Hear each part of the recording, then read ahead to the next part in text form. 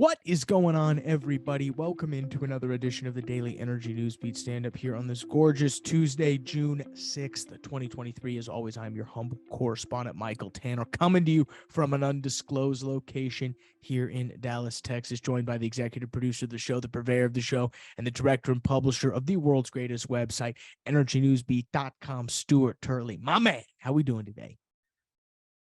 It's a beautiful day in the neighborhood, and we're just having a blast. No, we're having an absolute blast today. We have a great show lined up to you, jam-packed, top-line headlines we'll cover today. First off, how will industry be impacted by EPA's new power plant proposal? It's absolutely pretty crazy what the EPA is looking at rolling out. So Stu's going to cover how most industries will be impacted by those new rules. Next up, New Jersey clean energy bill on hold, NJS 2978. Yes, that is a bill, and yes, it's coming for New Jersey.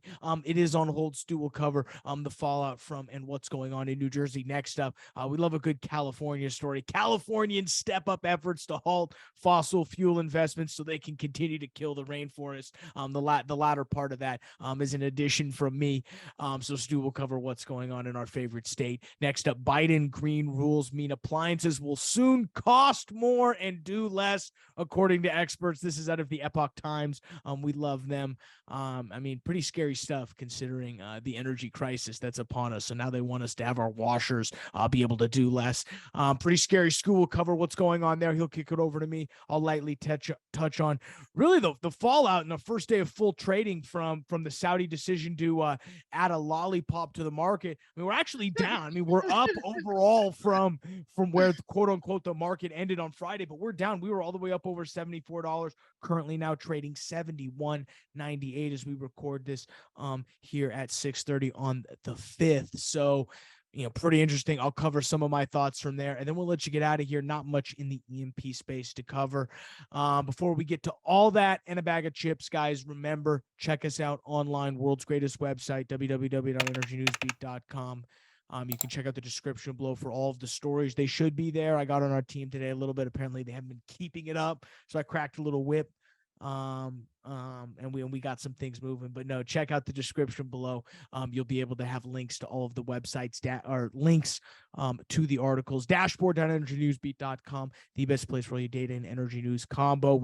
We're inching closer to that subscription, people, so just be wary. There is some good things coming on that front. Hit us up, questions at energynewsbeat.com.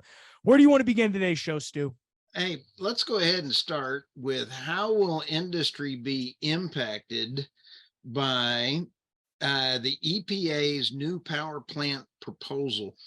This is also in line with the courts trying to say that the EPA should not do legislation through regulation. However, they do have the right under the Clean Air Act to regulate CO2. And in the article, it says the courts have given the EPA the right to regulate CO2.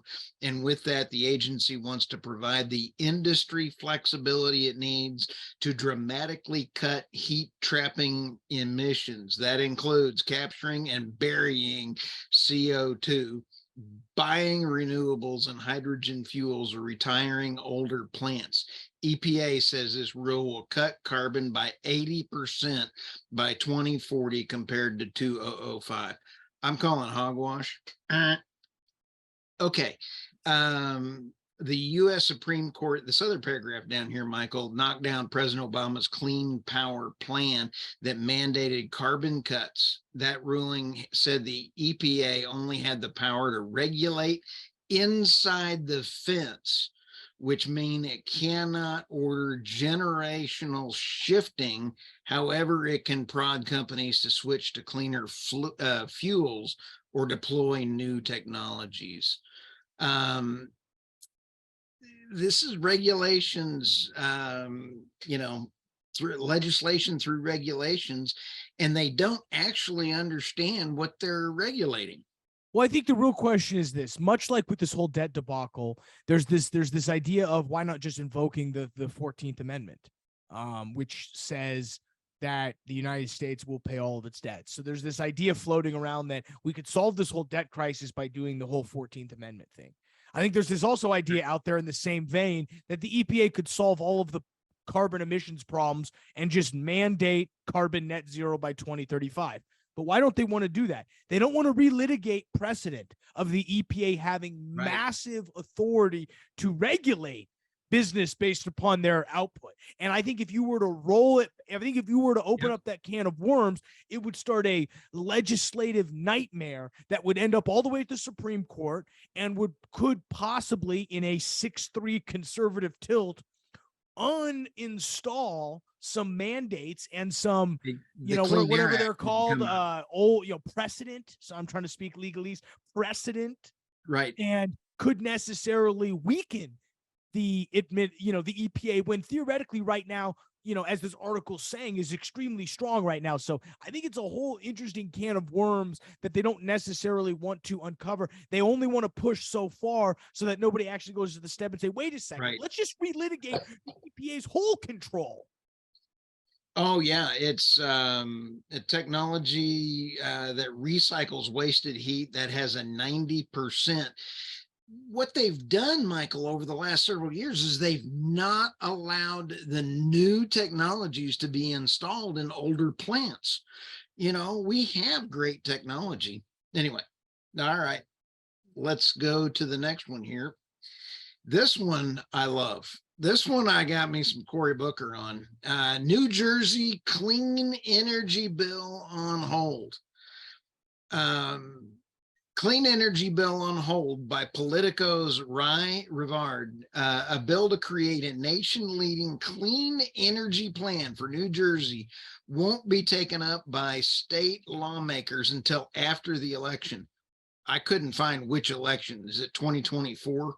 Like you said, New Jersey S2978 would put the state on the path to get 100% of its electricity from zero carbon sources by 2035, the most aggressive clean energy goal out of any large state.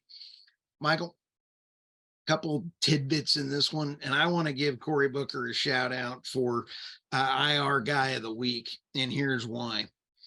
They do say that LNG is critical to help take over this. They admit, hey, we got to have natural gas, and in the east, back east, northeast, there's no pipelines from the Marcellus, so they have to buy LNG. Michael, where do they buy LNG? Russia. Ding, ding, ding. You are the winner, Michael.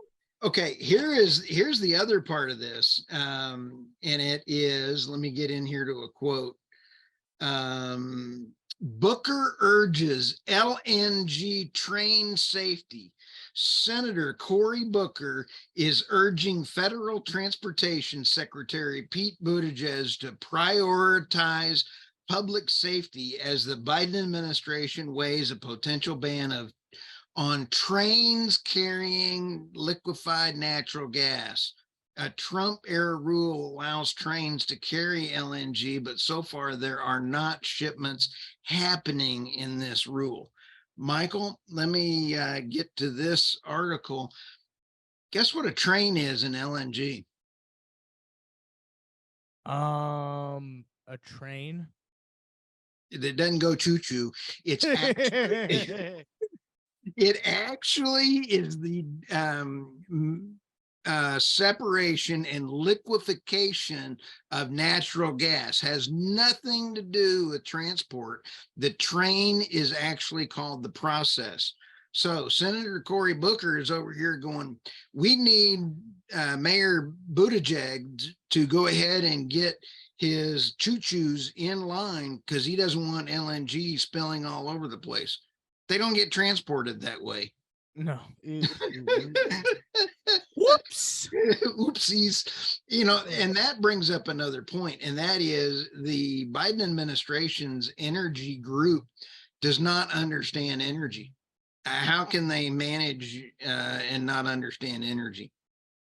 Yeah, I mean, I find it funny that they really went after their own kind and say, really, the obstacles for why this bill didn't move forward was due to traditional Democratic allies, labor unions, and surprisingly enough, environmentalists. Think about this. Organized labor in the state was convinced that this bill is now going to lead them to purchase cheaper out-of-state power, which will put them out of work, which is probably true. Right. But the unions are still the only ones that are holding up. And I like unions. Don't get me wrong. Unions have their place, but the unions are holding up the Jones Act, which is really that one. You know, you're all about the Jones Act. You got to slip that one in there. Yeah. All right, what's next? Let's go to California. Oh, my favorite state. Hey, yesterday's show was absolutely a hoot. I got a call from Governor Newsom. He was complaining about the oil slick. You know, he didn't like the idea he was swimming next to a penguin. Californians step up to efforts to halt fossil fuel investments. Holy smokes. Southern California investors sometimes ask financial planner Mitchell Krause with Santa Monica-based Capital Intelligence Associates to make sure they aren't backing gun makers for profit prisons. But by so far, the most common request from local clients is voting with their dollars. There's definitely been an increase over the years who are people in it. The fossil divestment movement kicked off 11 years ago. Today, 1,600 institutions with more than 40 trillion in assets, Michael. Unbelievable. They want to join the list that could force the state's two largest public pension funds to stop investing in major fuel companies. Just passed the Senate. Yikes. Well, hey, they want to keep it flowing. I mean, it's just hilarious. California is going to do what California's to do. If you know, Gavin Newsom just wants to keep destroying the Amazon, I guess. Yeah, I mean, since they buy 70% of the oil destroying the rainforest, he buys. So the best quote in here real quick is Andrew Behar. I wonder if he's related to Joy off of, you know, the View. We can only hope not. No, man. Yeah, well, he's in California. That says something. Where the capital flows are where the capital flows are where the companies will grow. As head of USAL, a nonprofit that helps people invest in line with their values. Why did our story yesterday talk about people investing with their values in ESG with NVIDIA, which wasn't an ESG investment because they wanted to make money? Okay. It's almost like they're full of it. Ooh. You heard it here second. What's next? Okay, let's go to the next one. Biden's green rules mean appliances will soon cost more and do less. Experts. This is awesome. I love it. This is a nut one. Did I just call our president nutty? A pledge by the Biden administration in December 2022 to make more than 100 actions to impose significantly tighter environmental standards on consumers' goods is now becoming a reality. Consumer groups are predicting a future which Americans will pay more for products that will do less. Supply breakdowns is on the horizon, Michael. Look at this next quote. You want to read? It's the second paragraph down. You're just seeing, just in the last few months, new rules from the Biden administration about clothes washers, dishwasher, other kinds of kitchen appliances. And in every case, you're talking about a tightening of very, very tight standards, said O.H. Skinner, executive director for the Alliance of Consumers.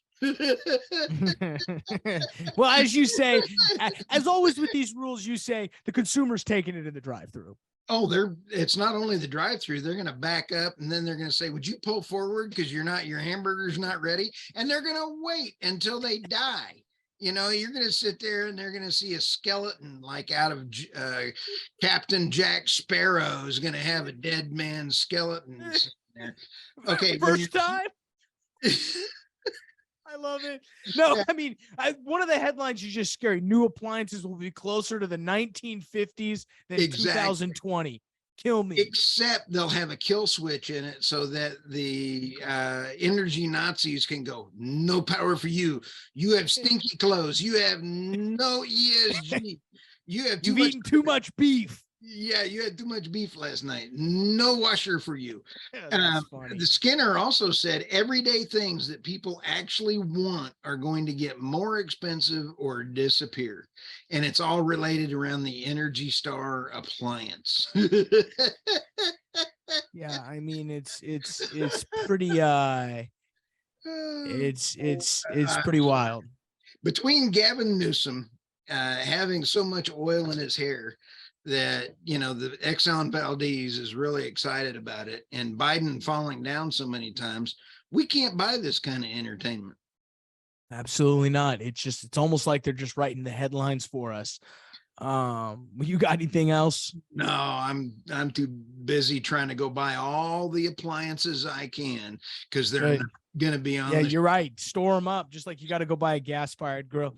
I mean, it was a pretty depressing day in the oil and gas markets. I think markets were expecting a bigger pop. We did see oil crawl up over $74 off the news of the Saudi lollipop, aka cutting an extra 1 million barrels. That happened yesterday or 2 days ago at their June 4th meeting. We did see prices fall to where they're currently trading, about 71.93 as we record this, June 5th, about 637. So, you would think, prices could end up somewhere between that 70 and 85 or 75 and $80 range at the end of the week. But very interesting to see, some of this weakness really in what should have been a lot of a stronger sentiment based upon what Saudi's doing. So I don't know, Stu. It just, again, it makes this $110 a barrel estimate everybody's got seem less and less likely. If Saudi's got to try to put a lollipop only for like 60 cents, I mean, maybe we'll see. There's a lot more days. We should necessarily judge it off one day. But the prince did say, he said the lack of investment will raise the price up on its own. Yeah, So that was part of that story. I'm sure it was, but I guess the question, yeah, I know you're right. I'm sure it is, Stu. I'm sure it is. So, all right. You got anything else, Stu, for the day? No, it was kind of a letdown on the OPEC meetings and stuff. It was a big hype, and then it was like, oh, we're gonna cut a million. Who cares? Classic. Classic. So, all right. Well, with that, guys, we'll let you get out of here. Get back to work. Start your day. We appreciate you guys checking us in. As always, questions at energynewsbeat.com. Follow Stu on LinkedIn. We will be at there and see you guys tomorrow. Maybe. Maybe.